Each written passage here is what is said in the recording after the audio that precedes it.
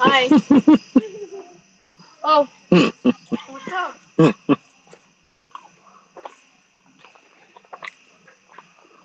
Round for round boxing in association with BWTM Sports.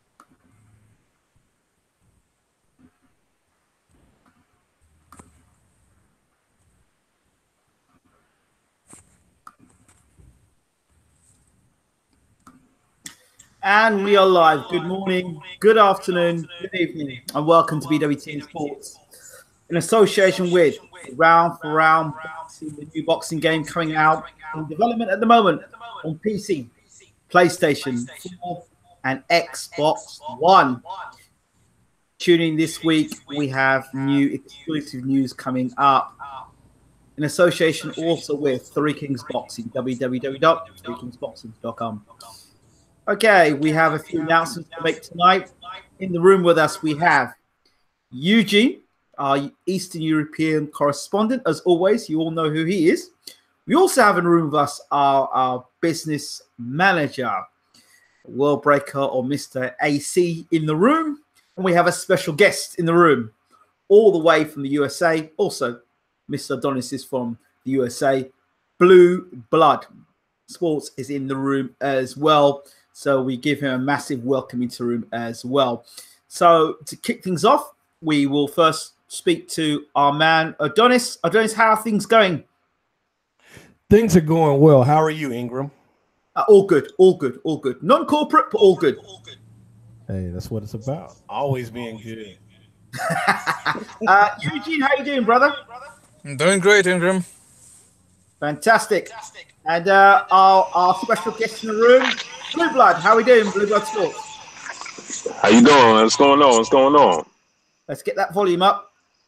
Try again, brother. So what's going on? What's going on with you? All good, brother. Great to have you in the room. For those people who don't know who Blue Blood Sports is, I don't know how people don't know who you are, but for those people who don't know who you are, please let people know who you are, champ.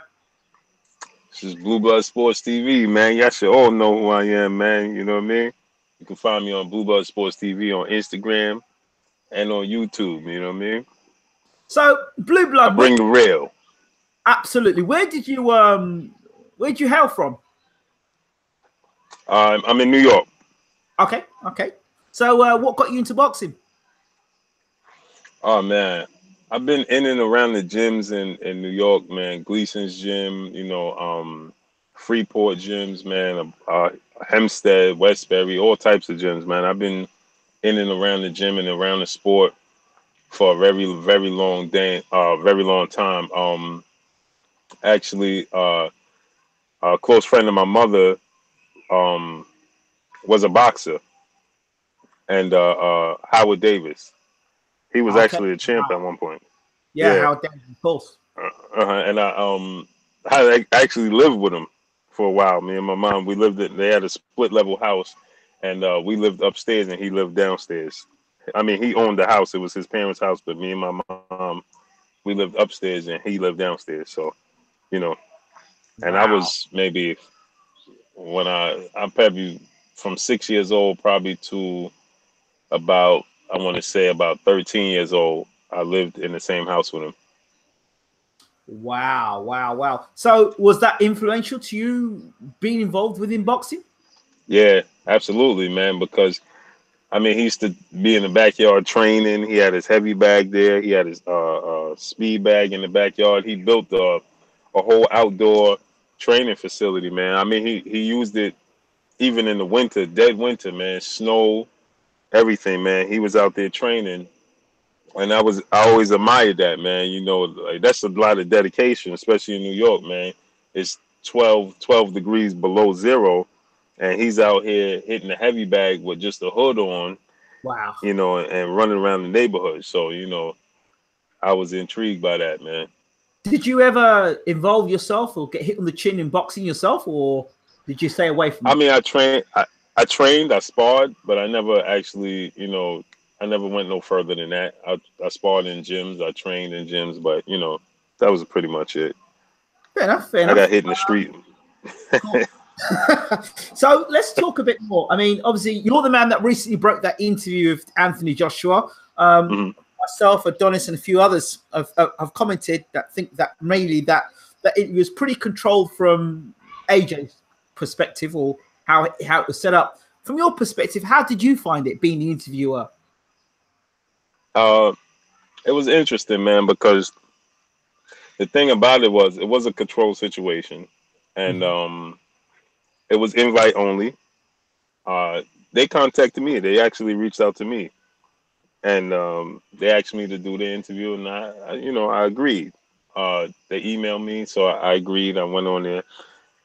But the thing about it was that, you know, AJ was cool. You know, he was cool with it. He knew who I was. He knew what I do. You know, so he was pretty cool with it. But I got one question in, and all of a sudden, you know, I was kicked off. So You heard the ringtone, yeah, did you? yeah, I got the ringtone. What did it sound? What did it feel like being suddenly? You know, you're getting yourself hyped. You're ready to get the interview. You're ready to really get your questions going, and then that phone Yeah, you kind of know just. what's funny about it is they pushed me off, and then when I joined back in, I could hear what he was saying, but I could no longer respond. So, and it Hmm. wasn't that long. You know, they told me from the jump it was only going to be 20 to 30 minutes, but all I need is 10 minutes. All I need is 5 minutes. So, you know, to get what the listen, the people want to hear what they want to hear, and they know my history with Eddie Hearn and AJ. So, I mean, is that not opened himself up for more questions to be asked of them and the integrity? Because obviously they've started off with giving you this exclusive interview, but not finishing it Mhm. off. So clearly, that's not Right, very good for you and for right. You your know, I, well, counterproductive. right. You know, and they let other people get in there and finish and get more questions in. So it's not, you know, I was actually surprised they allowed me to do it to begin with. You know, seeing as though I dragged them across the coals every chance I get. Best way But to be. still, you know, yeah. And but you know what? I actually thought it was pretty interesting that they were willing, you know, still to have this conversation. They didn't know what I was gonna say. They knew, for as far as they know, just like when we was in New York at the Zone release party, you know, when AJ went on the stage and I shouted him out and I called him out, you know, for all they knew, that's what I could have did, you know. I took it a different approach because I was trying to give him as much rope as possible to hang himself and counter his questions, and I believe they felt that, and that's what happened. In your personal opinion, who do you think's to blame for this whole situation between Wilder and Joshua and why the fight broke down? Or was the fight ever going to happen? I don't think they ever wanted this fight. I mean, AJ has said in numerous interviews prior that, you know, the devil on this shoulder and the angel on this shoulder. The one tells him he should take the fight right away. The other one tells him he should wait it out. He's not ready. So I mean, these things took place. This interview took place prior to him even having negotiations with Deontay Wilder. So if you already doubting should you have this fight with Deontay Wilder months and months before you even get negotiations, I mean, it's just common sense that they second guessed themselves, which was going to be my follow up question. When it comes to Deontay Wilder, it seems like you second guess yourself, and he does. And they never really wanted that fight. Eddie Hearn knows that that's his cash cow, as he's building his DAZN app, and he's just not ready to throw him into the fire. So at this point in time, I don't believe that AJ feels like he's ready. And AJ's trainer has already admitted on numerous occasions that he doesn't feel that he's ready. That's why they use the excuse of, AJ's only had 21 fights. That narrative keeps being thrown out. Oh, AJ only had this amount of fights. Oh, AJ. Well, at the end of the day, this is the thing. Vasyl Lomachenko is still, at the moment, have 11 fights, 12 fights in his career? But everybody's willing to throw Vasyl Lomachenko in the ring with any and everybody they think is the best. Why? Because they consider him the best. So AJ only having a certain amount of fights, well, guess what? AJ unified titles, and they know. So they in some instances they are admitting that they know that he cherry picked his way to a championship because he beat Charles Martin. We saw how Charles Martin just looked against Babyface this past weekend. Mm-hmm. They both look horrible in the ring. And then we saw Joseph Parker, just get destroyed, absolutely obliterated, majority of fight versus Dillian White. Mm-hmm. And then we just see Derek Chisora, who most people feel is over the hill. We just saw him obliterate Carlos Takam. Now he argued he was going to go the distance with Carlos Takam. Mm-hmm. He went the distance with Joseph Parker. Mm-hmm. And we saw Charles Martin just get beat up by a babyface who was, he looked like somebody just pulled him out the pub. The way he looked, man, you saw his stomach, his weight. He looked like he never saw a treadmill in a day in his life. And this is who Charles Martin just got beat up by. From the opening bell, Charles Martin looked like he was on noodle legs before he even got hit the first time. So we know that at the end of the day, Vladimir Klitschko came off a 2-year layoff. He came off a loss. We all know in the sport of boxing, when you suffer a loss, you're never the same. Not to mention, Vladimir Klitschko had previously been knocked out numerous of times. So he went on a 10-year reign. Yes, he did. But Tyson Fury dethroned him, and he took a loss to somebody that he just knew he was going to beat and was embarrassing him at every press conference. Tyson Fury was humiliating. I know a lot of people forget this, but Tyson Fury was nothing short of Shannon Briggs humiliating Vladimir Klitschko everywhere they went. So this is somebody Vladimir Klitschko definitely wanted to beat. And so he lost that fight from pillar to post. He looked very old in that fight. He couldn't pull the trigger. And then he had a 2-year layoff coming off that and 40 plus years of age. And this is the fight. This is Joshua's claim to fame. And Joshua went tooth and nail with a guy that came off a 2-year layoff without a tune-up, was 40 plus years old and coming off a loss. And this is Joshua's claim to fame. So you got to think about it, right? Does he really want to face Deontay Wilder? Absolutely not. Because if you go in the distance and struggling with Vladimir Klitschko, who didn't want any parts, let's be honest, he didn't want any parts of Deontay Wilder. Neither did Charles Martin. Neither did Joseph Parker. Twice, Joseph Parker pulled out of negotiations with Deontay Wilder. He was even ringside and went to Alabama and sat ringside in Alabama and went in the locker room with Deontay Wilder and still pulled out negotiations. So to answer your question, Anthony Joshua and Eddie Hearn did not want that fight. Absolutely not. Blue Blood.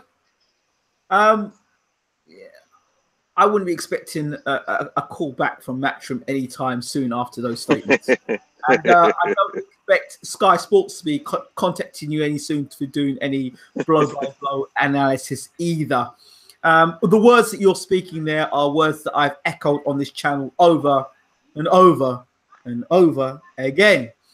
So if you do get an interview again with Anthony Joshua and these statements are put towards him in this way, I'd be surprised if that telephone conversation does go ahead. And if it does go ahead, what a conversation that would be. So I I wish you all the best with that, brother. I hope you do get that. I call you because it will be refreshing to hear this. I want to add to this. You could have taken a very easy approach when given the opportunity to talk to Anthony Joshua and back down. Why did you decide to still go for the, take the same approach to speak the truth and ask the questions as a real journalist should do, as opposed to sitting back and asking questions that are pre-prepared and pre-planned? The reason for it is, like how we started this off. I grew up in the sport of boxing. I love the sport of boxing.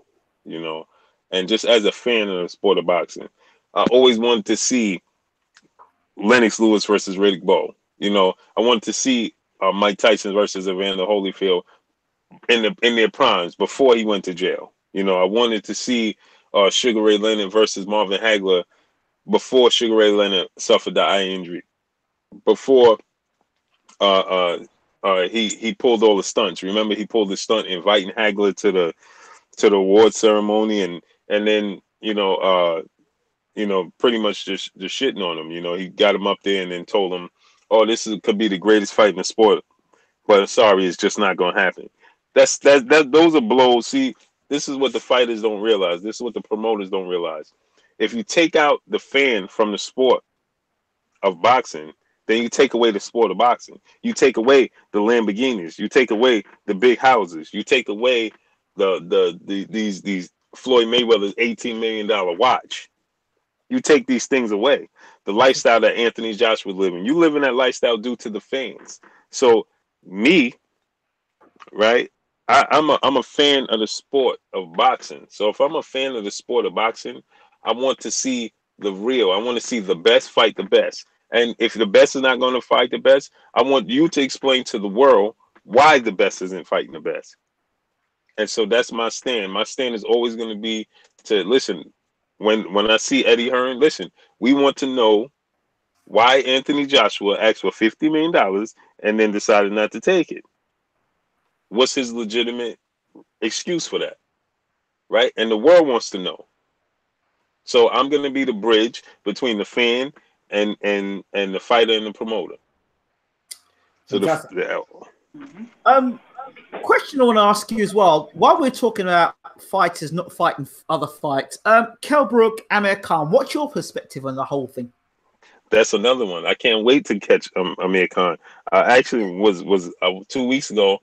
I was actually in in Vegas, and I was trying to make my way over to the gym in California so I could confront Amir Khan, because at the end of the day, just say you don't want to fight with Kell Brook. I mean, really, at this point in time, we understand what's going on. Your confidence, you don't believe that you could beat Kell Brook. But guess what? The fans want to see it. You're trying to pick and choose who you want to fight. That's not how the sport of boxing should work. The sport of boxing should work at this. The fan demand which should be answered, unless it's some imaginary fight, Deontay Wilder versus Errol Spence, unless it's something like that, which is just outrageous. But for the most part, I mean, Kell Brook and Amir Khan, this is a fight long overdue. Are we going to have another situation where we have Lennox Lewis versus Riddick Bowe and they never ever fight? No, we shouldn't have that. And this is what I say, man. If you're a media member and you're in front of Amir, we are responsible to continue to put the pressure on these fighters to make the best fight the best. Or that's a domestic rivalry. That should happen. That has to happen. There's no way anybody should let Amir Khan go and get away with saying, "Oh, well, I'm going to fight at 47," because he believes that he could weight drain Kell Brook. So now Kell Brook says, "Okay, well, I'm coming to 47," which caught him by surprise. And now it caught him by surprise, and he goes, "Well, I really want to fight Manny Pacquiao." No, it should be up to us as a media, as fans, to say, "Listen, Amir, we're not supporting or anything else you do." And if you put a camera or microphone in Amir Khan's face, the question you should be asking him is, why aren't you fighting Kell Brook? We want to see you fight Kell Brook. We don't want to see you fight Manny Pacquiao. Fight Manny Pacquiao later. No, that's a money grab for you. And don't get me wrong. Like I told Jose Benavidez. I just told him this Sunday. Listen, I understand that fighters need to be compensated for stepping, because every time they step through the ropes, let's just make this clear. Every time they step through the ropes, they're putting their life on the line. Understood. That's understood. One punch could change their life forever. That's understood. But guess what? Still, at the end of the day, nobody says, Amir Khan, you should be a boxer. Nobody said, Kell Brook, you should be a boxer. They chose that profession. So you chose to entertain us. So give us what we want. Because at the end of the day, nothing is free. We don't pay. We don't go in fights for free. We don't watch them on TV for free. Right? And if it's pay-per-view, we don't see. This is what people fail to realize, that, oh, well, it's free TV. There's no such thing as free TV, because if I don't pay my cable bill, I won't be watching any TV.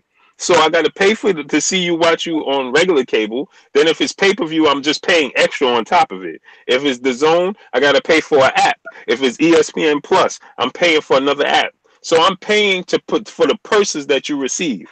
So if I got to pay for you to fight, then I want to see you fight who I want to see you fight. I don't want you to say, oh, you pay me and then I fight who I want to fight. No, that's not how it works.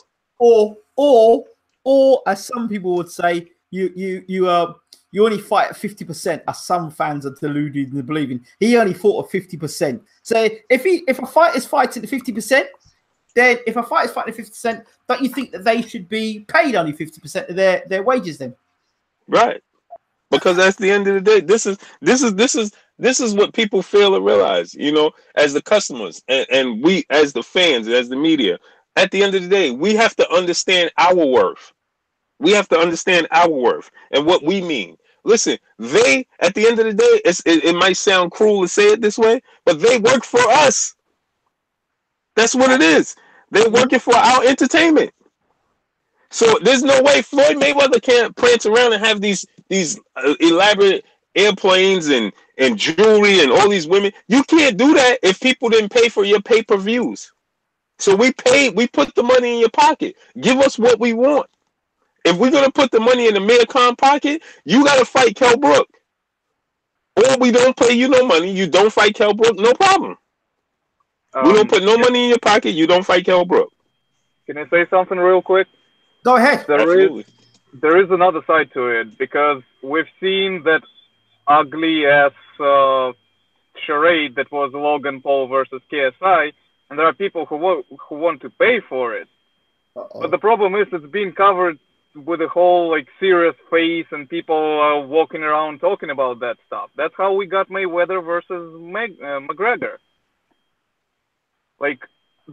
Those people can run away to the loyal, let's say, casuals who just want a performance, WWE. They're ready to pay for it. Mm-hmm.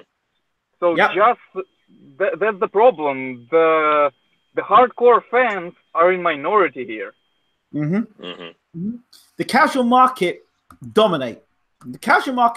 And boxing today and boxing fans are illusion today as opposed to what it was before. Social media, where you can buy social media followers, Twitter, Facebook, Instagram, you can buy those followers. But when you have to take your followers, those same followers, from one country and take them to another country to prove that you can sell out arenas and stuff like that in one country and do it in another country, that's another thing altogether. You can have casuals that are prepared to come and see you in your own country, but to get them to go to Vegas, that's a different conversation altogether. They're called casual for a reason. Yep, and the reason for that being is because we allowed nonsense to take place in the sport of boxing so long that the hardcore fans are in a minority, because they're tired of seeing this person fight this person, and this is not the fight we want to see. This is nothing new. We saw this happen with like I said, Sugar Ray Leonard and Marvin Hagler. For far too long. We're talking about in the 80s, and this was happening. So that turns people off. I don't want to see Kell Brook face, some dude I don't even know. I don't want to see Amir Khan face Manny Pacquiao because this is a money grab. Manny Pacquiao have tax issues. Amir Khan want money. So they fighting because for money grab. They robbing us. Hey, listen, let's me and you fight, and let's me and you fight, and take the fans' money. Adonis, did you want to say something? Oh, I was just saying it's the tax fight. Manny Pacquiao's dealing with taxes from years ago.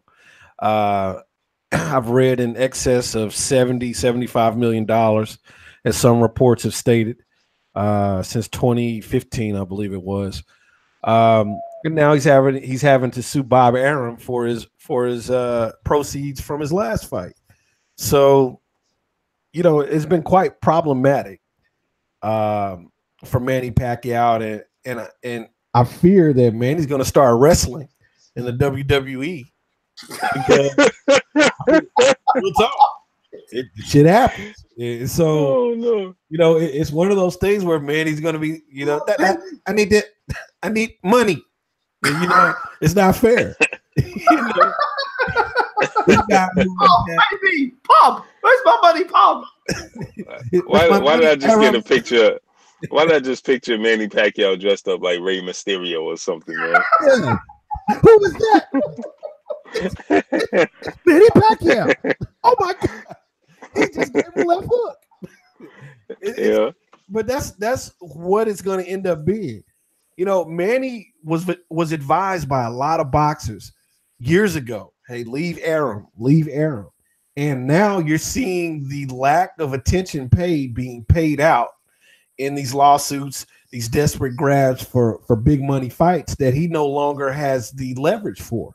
And so the situation at hand is this. Amir Khan is a guy who's a clout chaser. At the end of the day, we already know he can get into big fights, but we already know that chin strap doesn't hold up under any condition. It's not a fight that can be sold, so I don't know why they're asking. Manny, I mean, Manny's on welfare right now. Manny needs government cheese. He needs assistance. He needs a council of state. He needs something, so Manny supported half the Philippines on his money for the longest time. It's his fault at the end of the day. He should have listened to wisdom. He should have listened to people who had his best interest at heart. And it's hard to listen to people when you have so many people surrounding you. I mean, I remember at one point he came out the ring with like 30 people from the Philippines, 30 people from his home country. And that's a beautiful thing when you can help people, but there has to be a limitation. There has to be limitations to how you approach it. And so Bob Arum was only doing what Bob Arum does. You should have known when you take a cobra as a pet, you should know unless you defang him, he's going to bite you and throw some poison in your veins. Bottom line. And so this is what we have, and this is what it is. And honestly, I don't feel sorry for the guy. He should have listened to wise words. Absolutely. Any thoughts on Blue Blood on Golovkin and Canelo? I think Canelo's going to win that fight. I think at this point in time, I believe at this point that Canelo is Golovkin, Triple G is not too far removed from, grabbing money at this point. He's name chasing, for big fights. He, like we saw, he refused to fight his mandatory, so he relinquished the belt. I mean, they went on and on about how they wanted to break Bernard Hopkins records and how they wanted to be undisputed and on and on and on. But what happened to that? At the very sign of danger, they relinquished the belt just to make a big money fight. Not to say a fight with Canelo, he shouldn't take that fight. But, I mean, listen, at the end of the day, he's clearly the bigger man in that fight. Clearly. He's clearly chasing the name, not the legacy. He just wants the bag. He just wants money. So Canelo Alvarez gives him the biggest money in the fight. Should he win, let's say, should Triple G win this fight, is he going to face Jamal Charlo? I doubt it. Is he going to give Danny Jacobs a rematch? Maybe. He'll go and fight Murat next. He'll go and fight him next. Because they will try to fight Canelo or Murata because of their fan base, according to Sanchez. Right. that, or he may take a fight with the winner, Billy Joe Saunders, Demetrius Andrade. He might take the winner of that, They're both because movers. if Billy Joe Saunders, They won't want any of that. Sanchez won't want any of that. He doesn't want any guy that moves. Anybody who's got movement, guys that give enemies that movement, he don't want that. That's why he wants Canelo to come straight at him, because he can't have guys that can move. Right. And I mean, we saw. I mean, the first 4 rounds, I had Canelo winning the first 4 rounds, very easy, and I had him winning round 11 and 12. Actually 10, 11, and 12. I had Canelo winning, which would have put him 7-5 in my opinion. Okay, you wanted to see it a draw, cool, but I believe if Canelo had been able to keep his stamina, he would have outboxed Triple G fairly easy. And should he have kept his stamina for about, at least through round 8, he would have been so far ahead on the scorecards, it wouldn't really have mattered what took place as long as he didn't get knocked out. And then it would have been a clear victory. But on the swing side of that is Canelo going to fight Jamal Charlo? Is Canelo going to fight a mover like Billy Joe Saunders, Demetrius Andrade? Because it's kind of the same situation. They don't want to. I can see Canelo fighting Jacobs. If Jacobs were to beat Differenchenko, if he beats Differenchenko, I believe he fights Jacobs. Canelo Jacobs. That seems a doable fight, I think. I mean, it's kind of, to me, it's kind of, they're in the same boat. I don't think that they really. I mean, we saw the Canelo versus Lara fight and how that turned out. So do he want to take his chance fighting Andrade, Billy Joe Saunders winner, who favor Lara? That's yet to be seen. I don't believe that Oscar De La Hoya is willing to put him in the ring with Billy Joe Saunders, Demetrius Andrade winner, and I definitely don't think they want to put him in the ring with Jamal Charlo. I think he's avoided by any means necessary. Absolutely. Eugene, is there anything you want to add to that? To me, it's all the matter of how much damage and age, like damage from the previous fight and age of Golovkin actually plays into that fight. Because the ball is on Canelo's side. Because we can't really say that Canelo has something against him, because he wasn't that bad in the previous one. Well, this guy is getting older, and he was taking some huge shots that cannot go they have to take some of them, So the odds are against Golovkin in this one. I think so. Blue Blood. There's something we need to announce, I think, for the listeners and the viewers of BWTM. So I don't know how you would like me to announce this. Just drop it. Well, okay.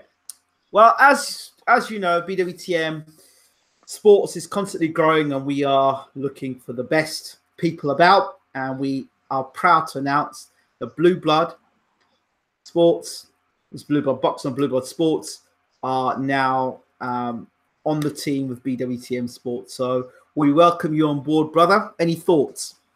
I appreciate it, man. Just look for big things coming soon, man. So, how will this work with you being a part of BWTM now? People always want to know how this is going to work with BWTM and yourself. Well, it's going to be nothing different, man. We're just going. The umbrella is BMT sports. I mean news, and Blue Bloods is just going to bring all the real, all of the exclusive boxing interviews, boxing news, right? And we're just going to make it grow, man. We're not just going to do sports, as the people already know. It's going to be many avenues to this. I mean, I have to look at it this way.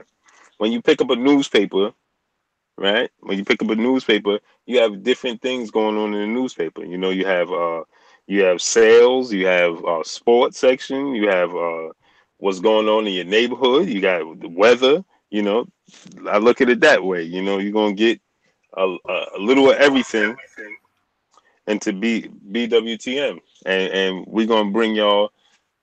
Man, I'm excited, man.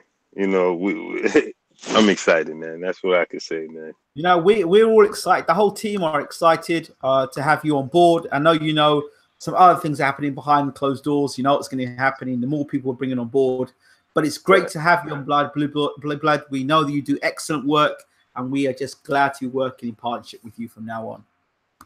I appreciate it. Appreciate you having me. Okay, so when do you think we'll first see you out there? I believe you're going to be doing some stuff soon. Yeah. Hopefully we gonna have bringing the people some stuff this week. This week, man. Absolutely. I'm on my way to Vegas. I'll be on my way to Vegas to cover this Triple G Canelo Alvarez fight. Box Fan Expo. I'll be at the Box Fan Expo as well. So, you know, big things coming, man. Big things, man. Eugene, I don't know how much I could. Eugene, as part of the team, how do you feel about this? I feel great about it, and we definitely need to have a show about this fight, Canelo versus Golovkin. It's right on our nose. It's less than a week left. Absolutely, absolutely. So I think that's about it. There's the announcement.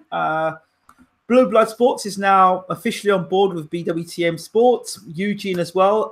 He'll be covering our Eastern European boxing news. We have some more announcements to make shortly. And of course, for all those things, round for round and round for round boxing, we have another announcement coming for you very shortly this week on the channel. So don't forget, check out Round for Round Boxing. Also, get across to Blue Blood Boxing. Subscribe to Blue Blood Boxing and see what he's doing. He's doing some great stuff over there. That's it from BWTM Sports. We shall see you soon. Don't forget, again, check out Round for Round Boxing for all the latest news about the game. www.roundforroundboxing.com. Also check out their Facebook page, Round for Round Boxing, and of course BWTM Sports for all the latest news on Round for Round Boxing and boxing trailers. Shout out to all the guys, they're doing a great job. We're going to be having all that news for you. So take care, and again, if you've forgotten already, check it out. Round for Round Boxing. www.roundforroundboxing.com. See you soon.